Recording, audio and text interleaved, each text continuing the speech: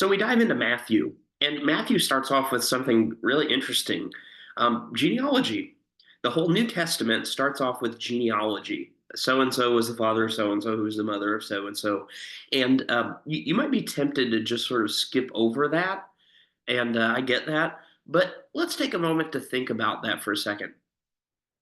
The entire New Testament, the story of Jesus starts out with this. And so clearly, there's something here that's important.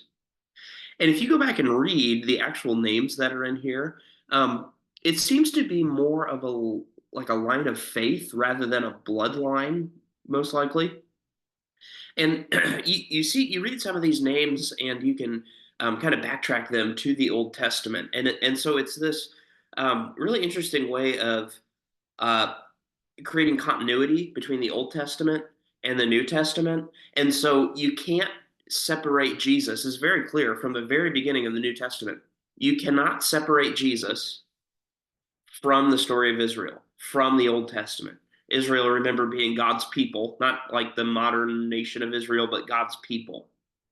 And so all these people that you've been reading about in Genesis and Exodus, etc., they are actually very prominent in the New Testament and in the story of Jesus.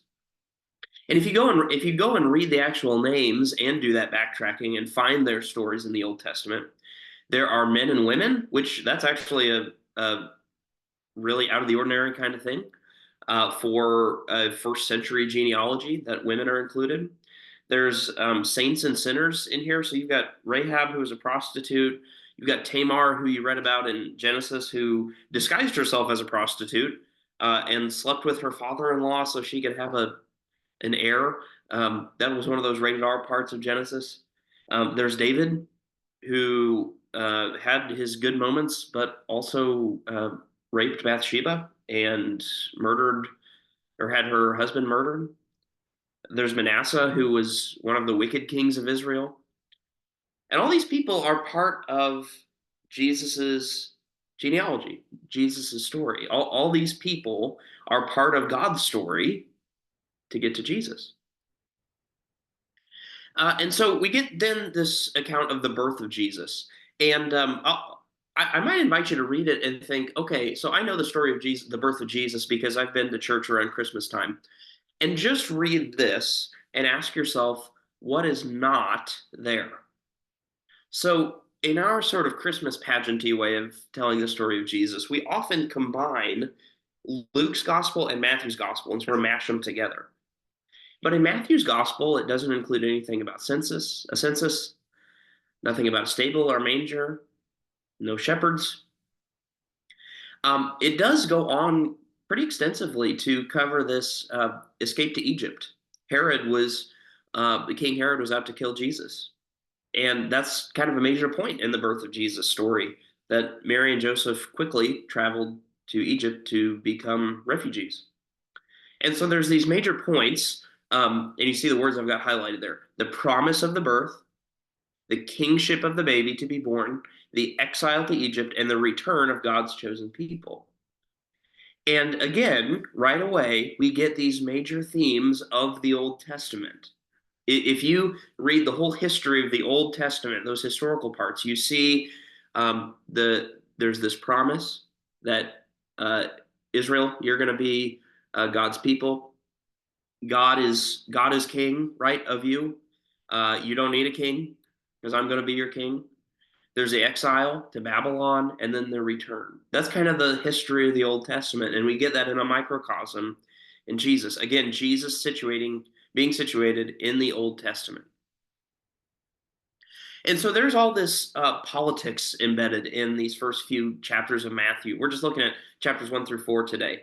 But even as a baby, Jesus is involved in this conflict with a corrupt and murderous government. Herod is out to kill Jesus before Jesus can even walk. This uh, recurring theme of the scriptures, that the powers and principalities of the world inevitably squash hope. And then Jesus comes as an alternative to that and says, I'm coming with good news for the poor and the powerless. So inevitably, Jesus and those corrupt powers clash. And in all of this, then this idea of sin, typically when we think of sin, we think of it as like this bad thing that I did. And that's part of it in Matthew's gospel, but this is also presented as kind of communal and national, right? So the sin of the powers and principalities, big picture, or the sin of Israel as a people, not just individual. We get this massacre of the infants. We and a quote from Jeremiah: "A voice was heard in Ramah, wailing and loud lamentation. Rachel weeping for her children. She refused to be consoled because they are no more." That's a quote directly from Jeremiah, and what it refers back to is Ramah was this place where the Israelites gathered to be deported to Babylon. And I might, you see the picture there. I might think of that of Ramah as like the train to Auschwitz. You've undoubtedly heard of that and seen pictures. And Ramah was not a place that was held in high regard in the Israelites' memory for that, or at least it brought back terrible communal memories, so to speak. You remember Rachel is go back to this. You remember Rachel is Jake was Jacob's wife. You remember that from Genesis, and Jacob was given the name Israel to kind of carry on, be one of the fathers of the people. And so you kind of see the metaphor there that Jeremiah is using, and that Jesus um, brings up because he wants to say, "I am the fulfillment of the promise, and I'm situating myself in this story." And then, of course, Herod's murderous actions are again a reminder of Israel's past.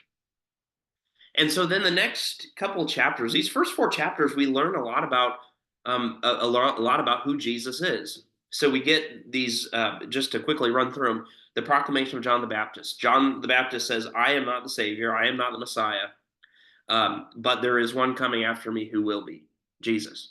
Then Jesus is baptized, and it's this sort of sign of the fulfillment of this promise. God says, "This is my Son, the beloved; with him I'm well pleased."